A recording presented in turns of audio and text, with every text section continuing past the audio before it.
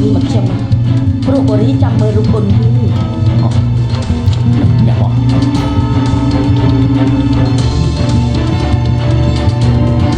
ពេលនេះគេនៅសម្រាប់នៅឡើយទេព្រោះចាត់នំវះកាត់ភ្នែកក្បាល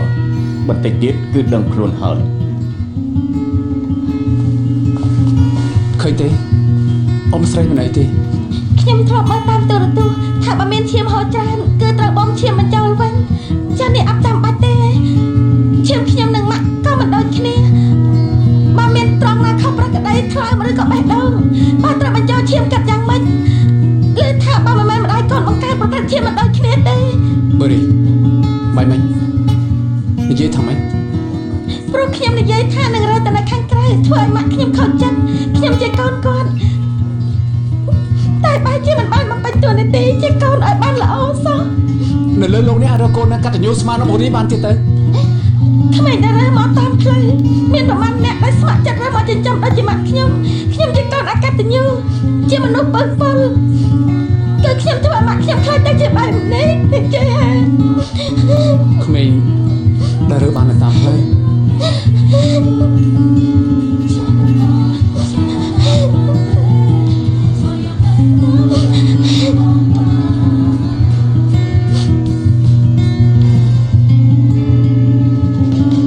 ក្នុងដៃរបស់អ៊ំស្រីនៅពេលនោះគឺគាត់បានកាន់របស់នេះរហូត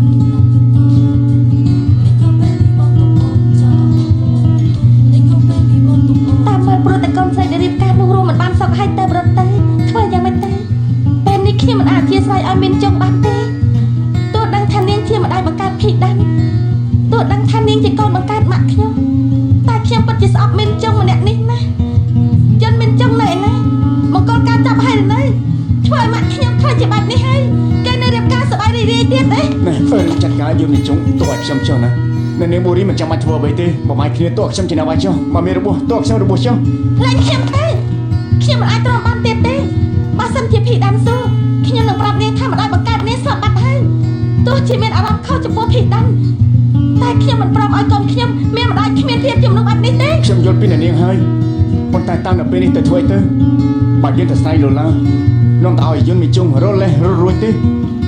ហើយនឹងធ្វើឲ្យនាងកាន់តែពិបាកទៀតខ្ញុំសូមសួរលោកមួយលោកពិតជាបោះបង់ភីដានហើយមែនទេលោកក៏ដូចមានចុងដែរដែលគិតថាភីដានមិនគួរកាត់មកទេមែនទេមកភីដានមិនកាត់មកទេខ្ញុំប្រហែលជាគ្មានកម្លាំងចិត្តដើម្បីរស់នៅលើโลกនេះទេព្រោះតែគិតថាអាចរកកូនឃើញទើបខ្ញុំអាចទ្រាំទ្រមកដល់ពេលនេះតែខ្ញុំគ្មានកម្រិតដណ្ដើមទៀតទេ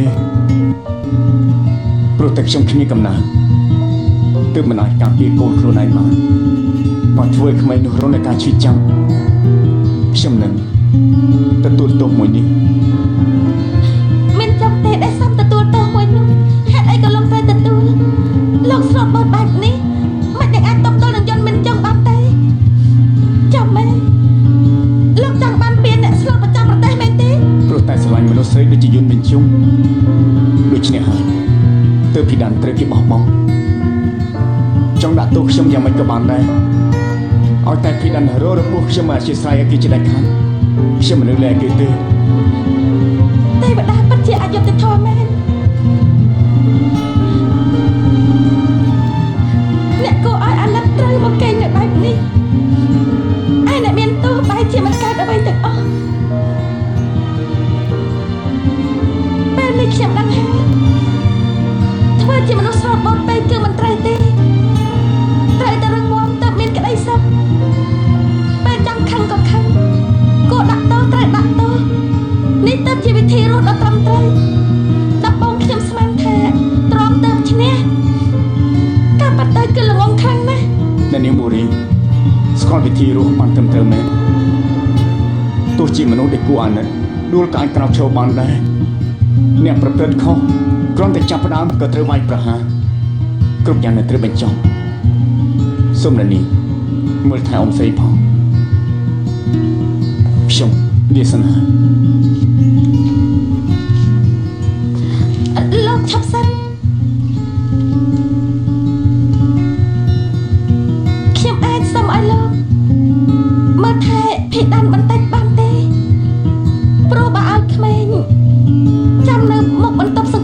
យូរពេកមិនបានទេ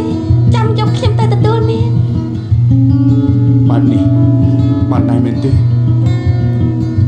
ថ្ងៃនេះពិតជាអរគុណលោកខ្លាំងណាស់ដែលបានជួយម៉ាក់ខ្ញុំ ខ្ញុំនៅមិនទាន់បានអរគុណអ្នកនាងបុរីផងព្រោះថាខ្ញុំមានអារម្មណ៍ខ្មាស់យីណាស់ លោកយាយខ្ញុំគ្រាន់តែគេងមួយសបកនឹងអស់អីហើយមែនទេ ប្រកាសហើយយាយពីដានជានរណាបើគាត់ចង់ធ្វើចលនាហើយនោះតែបន្តិចគឺគាត់គេងលែងលក់នឹងក្រោកមកភ្លាម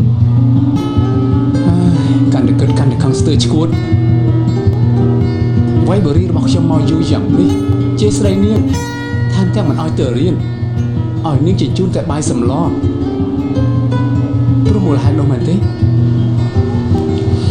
លោកប៉ាម៉ាក់ខ្ញុំថាអ្វីដែលគាត់ខ្លាចបំផុតគឺផ្កើលាន់ចាប៉ាដឹងទេថាម៉ាក់ចូលចិត្តអ្វីជាងគេទៅ ប្រកាសជាដឹងហើយគឺដេប៉ាមែនទេ ខំគាត់មិនត្រឹមតែចូលចិត្តការដេប៉ាទេគាត់ចូលចិត្តញ៉ាំមីគ្រឿងខ្លាំងណាស់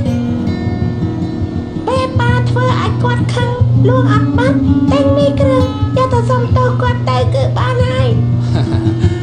អាយពីដានចង់ឲ្យប៉ាបើកហាងរកស៊ីមែនទេ ខ្ញុំដឹងបង្រៀនប៉ាបណ្ដាបើប៉ាចាំអត់បានទេប៉ាអាចសរសេរលើกระดาษបានថាមិនបានប្រហែលជាមិនអាចបង្រៀនបានទៀតទេ អ្នកដែលគិតគូរដល់ប៉ាគឺមានតែពីដានតែម្នាក់គត់ណា